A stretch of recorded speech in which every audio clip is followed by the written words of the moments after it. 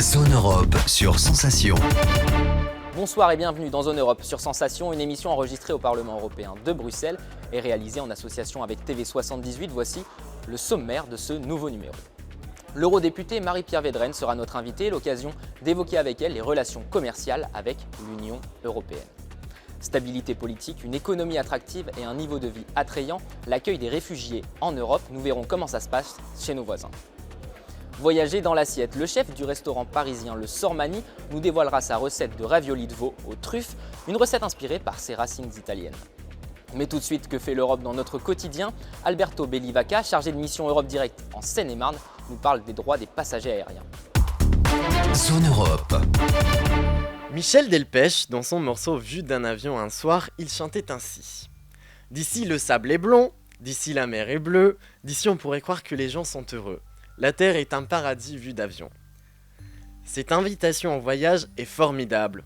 Mais il faut bien monter dans l'avion pour pouvoir prendre le plaisir de flâner sur les nuages. En effet, même si prendre l'avion peut être lié à un moment joyeux comme un voyage, quelques jours de vacances ou un départ en mobilité, il peut arriver que l'expérience ne soit pas à la hauteur des attentes. Vous en avez peut-être déjà fait l'expérience. Vous partez en mobilité étudiante pour prendre enfin l'envol et votre compagnie vous met du plomb dans les ailes. Vol annulé, retardé, refus d'embarquement. Même une petite période de détente peut vite virer au cauchemar. Toutefois, même si vous êtes à l'aéroport, désespéré, pas de crainte. L'Union européenne prévoit un cadre pour que vous puissiez faire valoir vos droits en cas d'ennui lors de votre périple européen. Depuis 2004, les passagers des compagnies aériennes européennes, et ceux au départ du territoire d'un État membre, possèdent des droits en cas d'annulation de leur vol et de refus d'embarquement.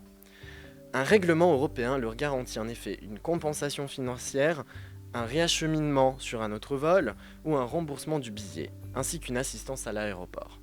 En règle générale, la compensation est actuellement comprise entre 200 et 600 euros. En plus, si vous redoutez les démarches administratives que la réclamation pourrait impliquer, vous pouvez être accompagné en prenant contact avec les organismes nationaux prévus à cet effet. Grâce à ces mesures, vous n'avez qu'à plier bagages et faire le saut dans l'inconnu pour explorer tous les recoins de l'UE. Les amis européens, n'oubliez pas votre carte d'identité nationale, munissez-vous de votre carte européenne d'assurance maladie et bon vent. Zone Europe, l'invité politique. Je reçois Marie-Pierre Védrenne, bonjour. Bonjour. Alors vous êtes membre du groupe Pronio Europe, vice-présidente de la Commission du commerce international. Ensemble, on va évoquer les relations commerciales de l'Union européenne. Il existe différents accords commerciaux de libre-échange entre l'Union européenne et plusieurs pays. Certains sont en négociation actuellement. Sur quoi portent les tractations, justement, de manière globale en ce moment? En fait, il faut partir déjà du principe qu'un accord de commerce, ça a pour ambition de libéraliser les échanges. C'est un mot parfois sensible, et notamment en France, mais c'est l'objectif. Faire en sorte, au final, de nous rapprocher quand nous concluons un accord de commerce. À la fois en termes de flux d'échanges et à la fois en termes de normes, de réglementation. Contrairement d'ailleurs au Brexit, où ça a été la négociation d'un accord de commerce un peu particulier, cette fois avec un État qui quittait l'Union européenne. Mais c'est vrai qu'il y a plusieurs types d'accords. Il y a les accords génériques de commerce, ce qu'on appelle les accords de libre-échange. Il y a aussi des accords sur les investissements, parfois des accords sur des sujets particuliers. Par exemple, entre la Chine et l'Union européenne, il y a eu un accord sur les indications géographiques. Et puis, il faut avoir en tête qu'avec certaines parties du monde, notamment nos partenaires africains, nous concluons ce qu'on appelle des accords de partenariat économique, qui sont en fait conclus dans un objectif d'être plus favorables sur l'entrée sur notre marché aux pays africains. Alors, vous parliez des négociations avec la Chine, il y a aussi le Japon, les États-Unis. En ce moment, ça porte sur quoi les négociations? Est-ce qu'on baisse les taxes justement de certains produits en échange de réciprocité sur cela? On avait vu que les États-Unis avaient taxé des produits européens, on avait répondu en taxant des produits américains. Où ça en est aujourd'hui? En fait, peut-être avant d'avoir un focus spécifique sur ces pays, dire qu'effectivement, il y a des accords qui sont déjà conclus et donc qui sont mis en œuvre. Et l'enjeu de la mise en œuvre est un élément fondamental. Il faut toujours partir de l'état d'esprit qu'on ne conclut pas un accord de commerce juste pour conclure un accord de commerce. Ce n'est pas une fin en soi. C'est effectivement de favoriser l'échange, de travailler sur la réciprocité, de gagner des choses dans chaque accord, mais le sujet de la mise en œuvre est vraiment essentiel. Et c'est là où je dirais aussi que le bas blesse au sein de l'Union européenne. Donc il y a des accords conclus, il y a des accords effectivement en négociation.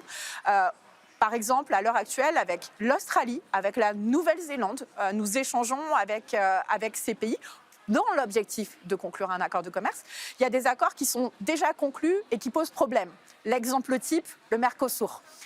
D'autant plus que ça fait débat au sein de l'Union. Ça fait débat au sein de l'Union dans les États membres. Et puis, il faut dire que les choses sont un peu gelées vis-à-vis de cet accord parce que le Parlement européen a adopté, il y a maintenant un peu plus d'1 an et demi, un amendement dont j'avais la charge pour dire pas de Mercosur en l'état. Parce qu'on voit aussi que des périodes de négociation sont parfois très longues, comme celle du Mercosur. 20 ans de négociation. Et en 20 ans, le monde a changé, notamment avec la place de la Chine. Et puis, des nouveaux enjeux qui émergent en matière commerciale. On veut qu'il y ait plus de cohérence de notre politique commerciale avec les autres politiques, dont nos gros sujets fondamentaux, à la fois la lutte contre le réchauffement climatique et à la fois la numérisation de nos sociétés. Donc il faut que tous ces accords tiennent compte de ces enjeux-là. Après, pour répondre à votre question plus spécifiquement vis-à-vis des États-Unis, c'est un petit peu particulier. Parce que, rappelez-vous, il y a eu une négociation d'un accord commercial qu'on appelait le TTIP ou le TAFTA, qui a échoué des deux côtés de l'Atlantique. Donald Trump, quand il est arrivé à la Maison-Blanche, avait dit qu'on arrêtait. Et puis, côté européen, il y avait aussi énormément de questions parce que c'était un accord très large et on n'était pas convaincu qu'il allait défendre réellement aussi notre les intérêt. intérêts européens. Donc, il faut prendre la mesure de tout ça. Et puis, je pense que ce qu'il faut dire aussi, c'est que en début d'année 2021, la politique commerciale a revu un peu sa stratégie. La Commission a proposé de nouvelles orientations basées sur 3 piliers. Une politique commerciale ouverte, une politique commerciale durable, donc tenant compte des enjeux changement climatique, et une politique commerciale plus ferme. Et c'est ce sujet aussi qui nous occupe là en ce moment, spécifiquement avec la présidence française du Conseil de l'Union européenne. En écho avec ce que je vous disais, un accord de commerce, ce n'est pas une fin en soi. L'objectif de la politique commerciale, c'est de réellement défendre nos intérêts, nos ambitions, nos valeurs. Donc il faut avancer là-dessus. Vous pensez qu'après ce qui s'est passé avec la vente des sous-marins justement de la France à l'Australie, la volonté de la France en tant que présidente du Conseil de l'Union européenne pendant les 6 prochains mois, c'est justement d'être plus ferme à cause de ce qui s'est passé? Vous pensez que c'est pas que lié à cette situation et à AUKUS. C'est oublié aujourd'hui, ça? C'est pas nécessairement oublié parce que on voit bien que entre alliés, c'est pas un comportement qui est acceptable. Après, c'est pas question d'oublier ou ne pas oublier. L'enjeu, c'est défendre nos intérêts et défendre notre vision. C'est pour ça que la vision française d'une politique commerciale beaucoup plus ferme, on la porte depuis des années et on voit des pas se concrétiser chaque jour. J'évoquais l'amendement sur le Mercosur. Il y a aussi la mise en place du procureur commercial, Denis Rodonnet, qui était une volonté française, qui a été mise en place sous ce mandat. Donc on voit les changements. Donc c'est en fait un cadre global qui dit qu'on doit passer du libre-échange au juste échange et qu'on doit passer réellement sur la défense de l'entièreté des intérêts européens, une unité européenne et non pas que la défense de l'industrie automobile allemande, par exemple. Et c'est vrai que au-delà de l'AUKUS, moi je pense que ce qui nous a aidés dans cette position-là, c'est le choc du Covid. Parce que le choc du Covid a démontré notre manque d'indépendance, justement, que ce soit sur la production des médicaments, que ce soit sur les masques, sur beaucoup de sujets. Et c'est là où on est dans une réforme globale de la politique commerciale, la politique industrielle et la politique de concurrence. Justement, à ce sujet, vous vous êtes rendu aux États-Unis avec d'autres eurodéputés. C'était quoi l'objectif de ce déplacement? Et est-ce que finalement, on ne peut pas en vouloir aux Américains parce que c'est peut-être un allié indispensable face à l'Asie et à la Chine, justement? En fait, l'objectif est effectivement de ne pas tomber dans une appréciation binaire pour ou avec les Américains contre la Chine ou avec la Chine contre les Américains. Et c'est tout ce concept d'autonomie stratégique. Et c'était ça l'enjeu du déplacement aux États-Unis aussi, d'expliquer notre chemin dessiné par l'Union européenne, d'expliquer l'autonomie stratégique. Il faut rappeler que le déplacement que j'ai eu le plaisir et l'honneur de faire, c'était aussi juste avant le sommet sur la démocratie. Donc c'était rappeler aux Américains que nous sommes effectivement des alliés, que nous voulons être dans une logique de coopération et non pas de confrontation comme nous l'avons été avec la période Donald Trump.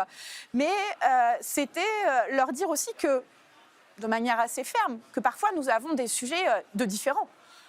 Et notamment sur le terrain commercial, la question de l'extraterritorialité et des sanctions américaines sur des entreprises européennes, souvent aussi françaises. C'est la question du fait justement de ne pas se faire enfermer sur leur ligne vis-à-vis de la Chine. Parce que l'autonomie stratégique, ça veut dire pour l'Union européenne de décider par elle-même avec qui, quand et comment Vous pensez elle veut qu'ils nous font échanger. payer la taxation des GAFA, par exemple? En fait, je pense qu'effectivement, il y a plein de facteurs qui démontrent que l'Union européenne a envie justement de reprendre son propre destin en main. Ce n'est pas question, je pense, de faire payer.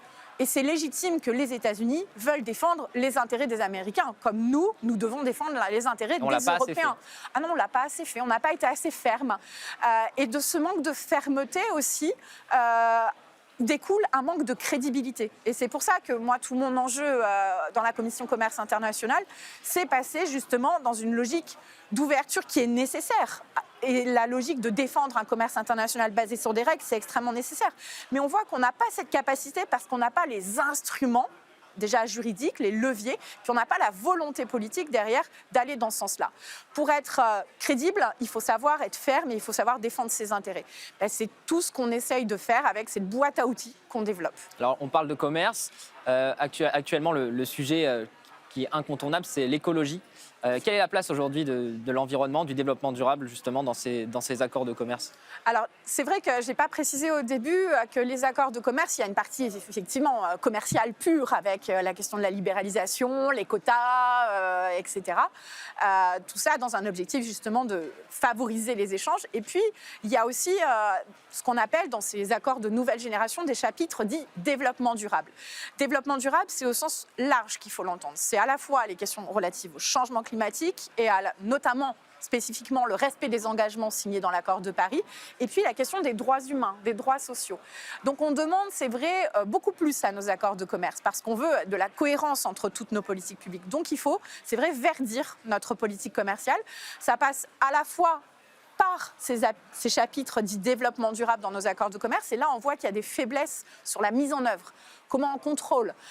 Moi, je suis par exemple pour le fait d'imposer une sorte de gradation dans les sanctions. C'est-à-dire que si nos partenaires ne respectent pas des engagements... Des sanctions rapides. Des sanctions qu'il nous faut... En tout cas, déjà, il faut pouvoir les mettre en place. Et ce n'est pas le cas à l'heure actuelle. Le mot sanction, vous savez, au Parlement européen et dans les institutions européennes, est un peu un mot tabou. Notamment pour des juristes. On a du mal avec ça.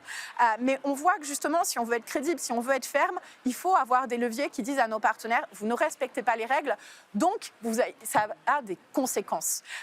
Et donc, c'est tous ces chapitres qu'on doit modifier. Il y aura ce qu'on appelle la réforme du plan d'action en 15 points qui sera porté cette année. Et là, le Parlement européen sera très offensif pour qu'il y ait plus d'ambition.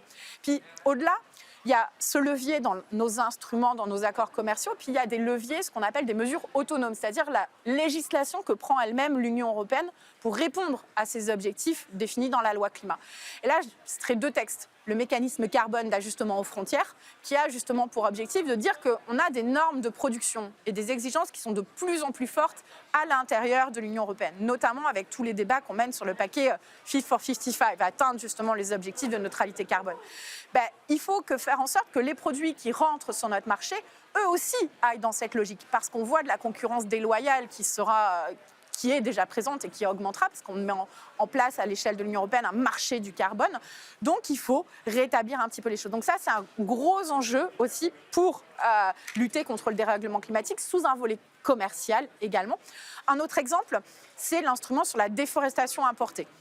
Parce que là aussi, on voit qu'on a des secteurs, il va viser quelques secteurs, le bois, le soja, le cacao par exemple, ou la viande, qui créent justement de la déforestation. On pense au Brésil, mais pas que. Donc, il faut qu'il y ait une traçabilité qui soit mise en place. Il faut qu'il y ait une responsabilité qui soit mise en place de toutes les entreprises qui travaillent sur ce secteur-là. Donc ça sera des leviers extrêmement importants qui permettent, dans l'objectif justement, d'atteindre nos objectifs de neutralité carbone, mais d'avoir ce rôle de leadership sur la scène internationale. Alors là, on parle de commerce international au niveau de l'Union européenne. Avant de se quitter, on peut peut-être dire un mot, parce que les relations commerciales, c'est pas que internationales, mais surtout extra-européennes, c'est aussi à l'intérieur de l'Union européenne. Comment ça se passe? Est-ce que tous les pays sont d'accord au niveau de toutes ces relations? En fait, ce qu'il faut voir, c'est qu'effectivement, nous avons de chaînes de valeur très embriguées les unes aux autres. Quand on pense souvent, par exemple, à l'industrie automobile allemande, mais la production d'acier est parfois ailleurs, l'habillement des voitures et dans d'autres territoires. Donc, c'est vrai qu'il y a une interconnexion entre tous nos marchés. On se focalise souvent, quand on parle d'échanges commerciaux, c'est vrai, sur notre balance commerciale. Et on a eu là les chiffres de la balance commerciale française qui ne sont pas toujours bons, qui sont tirés généralement par le secteur du luxe, l'aéronautique ou le secteur agricole.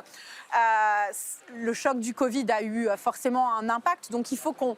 Je vais juste citer le chiffre, 84,7 milliards d'euros de déficit commercial. C'est le pire déficit commercial de l'histoire de la France en 2021. Oui, il faut relativiser parce qu'effectivement, on a un contexte particulier. On voit par contre que sur certains secteurs, notamment les services, ça se passe plutôt bien pour la France. On voit que sur certains secteurs, là aussi, on retrouve nos marchés.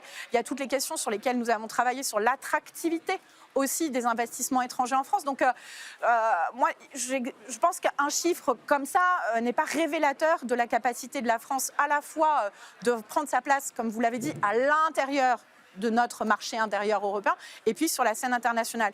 C'est là aussi tout le travail qu'on souhaite mener avec la Team France Export pour justement faire en sorte que nos entreprises européennes, françaises soient prêtes à aller sur l'export intra-européen et puis extra-européen.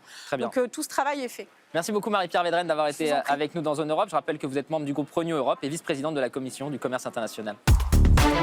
Zone Europe chez nos voisins. Et chez nos voisins, ça se passe comment? C'est notre rubrique en partenariat avec HEJ, l'Institut des hautes études de journalisme de Montpellier. Cette semaine, l'accueil des réfugiés avec Louisa Degré-Dulon. Une certaine stabilité politique, une économie attractive, un niveau de vie attrayant. De nombreux facteurs font que l'Europe est devenue une véritable terre d'immigration. En 2015, le Conseil européen a donc instauré le programme européen de réinstallation, un programme visant à réinstaller plus de 22 000 personnes qui requièrent une protection internationale depuis des pays extérieurs à l'Union européenne vers les États membres de l'Union européenne. Et le programme de relocalisation qui consiste à rediriger une personne immigrée d'un premier état d'accueil à un autre où sa demande d'asile pourra être étudiée. L'Europe a mis en place divers dispositifs, mais il reste propre à chaque pays membre de l'Union européenne de fixer son flux migratoire et de mettre en place des dispositifs d'accueil. Historiquement, l'immigration a toujours été très présente en France comme en Allemagne. La France est tout de même derrière avec 13%, soit 8,4 millions d'habitants immigrants contre 18% en Allemagne en 2019. Quant à l'accueil des personnes issues de l'immigration, en France, on retrouve des structures telles que les CADA, des centres d'accueil de demandeurs d'asile, les CAO, des centres d'accueil et d'orientation, le CHU Migrant, un centre d'hébergement d'urgence pour les migrants et le DAMI, un dispositif d'accueil pour les mineurs isolés étrangers.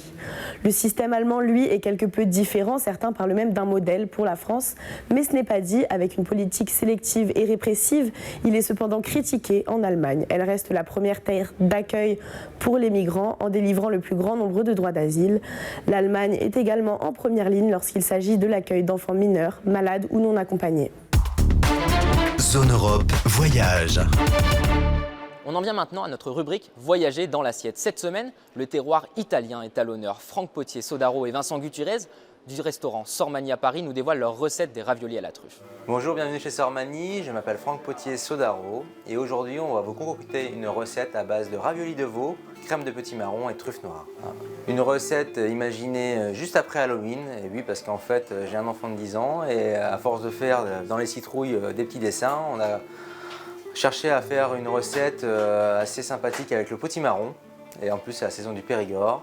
Donc d'origine italienne, on a concocté ces petites raviolis de veau qu'on fait nous-mêmes avec une crème de petits marrons et petits marrons rôtis et quelques lamelles du truffe noir de Périgord pour la saison. Alors dans cette recette, vous allez avoir la pâte à raviolis fait à base de semoule d'œuf avec la farce de veau, le veau que vous avez ici et la ricotta. Pour le fond de l'assiette avec la crème de petits marrons, le petit marron, les échalotes, les ciboulettes, le beurre, il y a un petit peu de fromage. Et à la fin, vous aurez quelques lamelles de truffe noire ici du Périgord. C'est parti. Donc voici, nous voici dans les coulisses du Sormani avec notre chef exécutif Vincent Gutierrez. Et on va vous montrer comment élaborer nos raviolis de veau, qu'on fait nous-mêmes bien sûr. Donc Vincent va vous passer dans le laminoir la pâte ici présente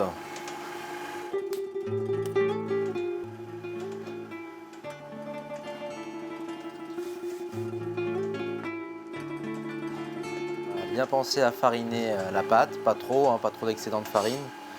Juste ce qu'il faut pour passer avant dans le laminoir. Donc voilà, bien passer la pâte dans le laminoir et vous la repliez, voilà, bien la passer. Et au fur et à mesure que vous la passez, on va réduire le laminoir à chaque fois, voilà. Voilà, donc au fur et à mesure, avec le laminoir, vous avez la pâte qui va s'allonger et qui va devenir de plus en plus fine. C'est comme c'est une pâte fraîche, c'est bien de préparer la préparation la veille, si c'est possible. C'est quand même mieux que la pâte ait le temps de reposer pour pouvoir la réutiliser le lendemain pour faire les raviolis. Alors il existe plusieurs façons de faire les raviolis. On va vous montrer une des façons bien sûr pour les faire. Pour vous à la maison, le plus simple c'est d'avoir un petit moule à raviolis comme ici. Tout simplement, vous étalez la pâte le long du moule, vous coupez la pâte de la longueur du moule, comme ceci. Donc on le fait cette manipulation 2 fois pour avoir 2 plaques quasiment identiques comme ici. Et après on va pouvoir confectionner nos raviolis. Donc après avoir confectionné la pâte à raviolis qui vont aller avec les moules, on a confectionné préalablement ici la farce de veau préalablement préparée pour pouvoir réaliser les raviolis de veau avec la pâte qu'on vient d'étaler. Donc cette farce de veau que vous avez ici, on va la rouler comme ici présenté en petites boules, vous voyez. Pour la farce de veau, prenez un petit peu de farce, on l'enroule entre les paumes des mains, voilà, jusqu'à obtenir ici une petite boule. Pas trop gros, pas trop petit. Oh là là là là, ça c'est Voilà. C'est du rêve, nous avons vu du rêve. Donc pour la confection des raviolis, dans un premier temps, on va juste fariner le moule pour éviter que la pâte colle au moule. On pose la première bande de pâte sur le moule déjà fariné. Voilà. Pour suivre, nous allons prendre nos petites boules de farce de veau préalablement roulées pour les disposer dans chaque petit trou. Donc on dispose nos petites boules de farce. Maintenant, avec un pinceau, on va juste déposer le jaune d'œuf juste au bord pour pouvoir coller après la deuxième plaque de pâte. Bueno. Voilà. Après avoir disposé la pâte, les farces et le jaune d'œuf, voilà, on appuie un tout petit peu pour qu'elle rentre bien dans le moule. Après avoir appuyé sur les boules sans appuyer trop non plus, on va redisposer la deuxième plaque de pâte. Donc maintenant on va chasser l'air des raviolis en les fermant, c'est-à-dire qu'on va bien fermer les raviolis sans avoir de bulles d'air à l'intérieur. Donc on appuie très légèrement sur les extrémités et puis après d'un côté vers l'autre. Donc après avoir fermé la pâte à raviolis et avoir chassé l'air d'un côté puis de l'autre, on voit déjà ici apparaître le moule préalablement découpé qu'on va finir ici. Vincent va vous montrer. Voilà, on appuie et le moule qui est presque préalablement découpé, vous allez avoir apparaître ici, vous voyez les petits stries du moule.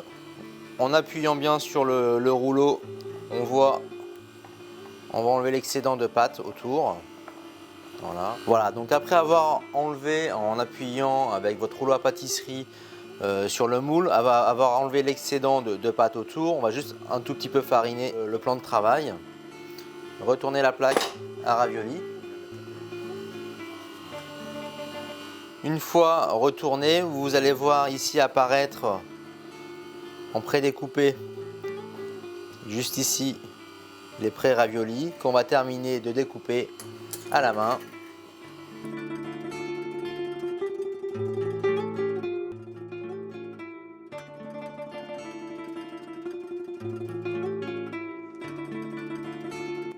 Alors ici, on est sur une roulette striée pour avoir un côté déco, mais à la maison, vous n'êtes pas obligé d'avoir la petite roulette striée. Vous pouvez faire également au couteau, tout simplement. Ça marche aussi. Voilà, donc là, on va juste enlever la farine, l'excédent de farine. Voilà, très légèrement. Et on a nos raviolis.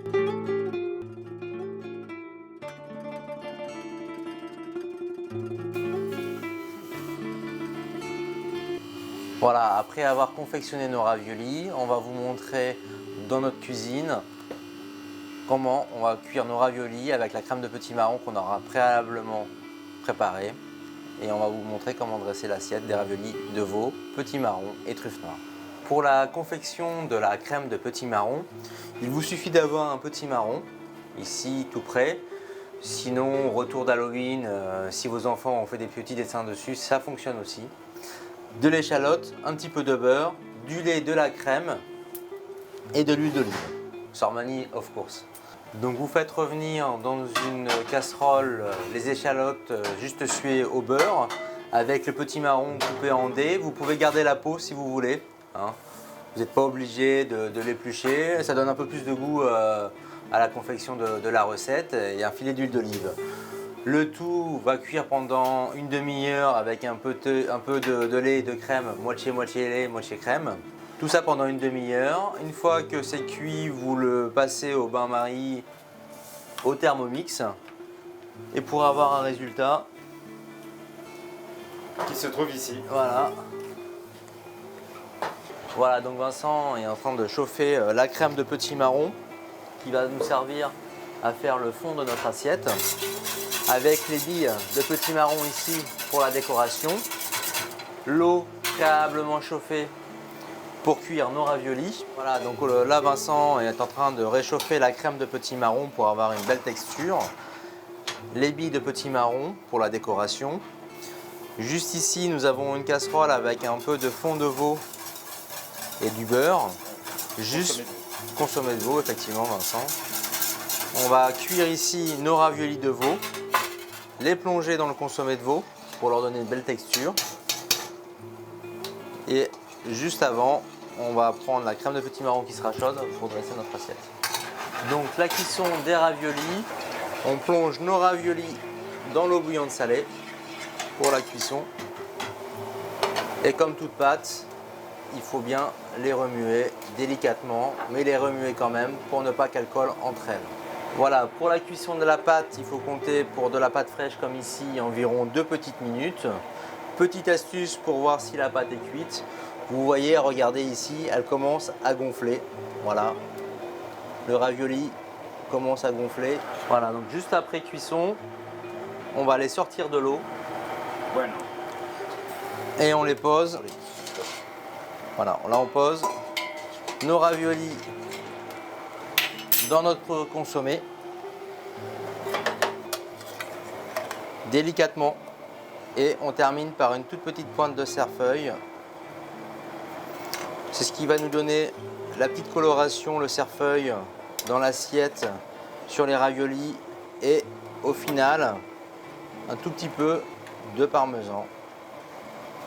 Le Parmigiano Reggiano, ce qui va nous donner un tout petit peu de goût. Mais surtout, c'est ce qui va nous permettre de lier un tout petit peu la sauce et de bien enrober nos raviolis. Alors, pour le dressage, on prend ici une assiette plutôt avec un fond plat dans lequel, voilà, on va juste dans l'assiette prendre une assiette à fond plat, y additionner la crème de petits marrons et ensuite, voilà, très légèrement, c'est un jeu d'enfant, hein. Ça se fait tout seul, vous pouvez le faire avec vos enfants, c'est marrant. Voilà. On dispose dans l'assiette les raviolis de veau.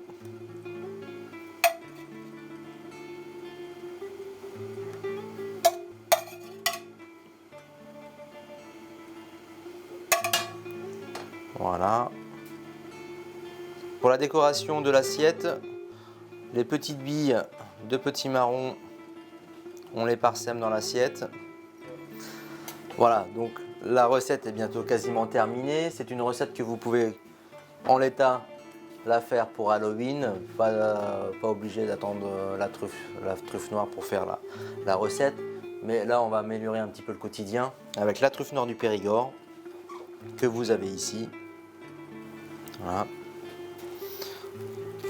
On va couper quelques lamelles. Alors avec votre mandoline, vous avez coupé quelques lamelles de truffe, voilà. Et on va venir délicatement poser nos lamelles de truffe noire sur nos raviolis. Pour finir, à la fin, assaisonner avec un tout petit peu de fleur de sel, poivre du moulin et un filet d'huile d'olive. Voilà pour finir le résultat de notre recette. Raviolis de veau petit marron et lamelles de truffe noire du Périgord. Chef, Bon appétit. Hein, bon appétit. Voilà, ça y est. Zone Europe, c'est terminé. Merci aux équipes techniques du Parlement européen de Bruxelles. Vous pouvez retrouver cette émission en podcast audio et vidéo sur notre site et notre application Radio Sensation et aussi sur TV78. Rendez-vous la semaine prochaine. Bonne soirée. Zone Europe sur Sensation. Zone Europe.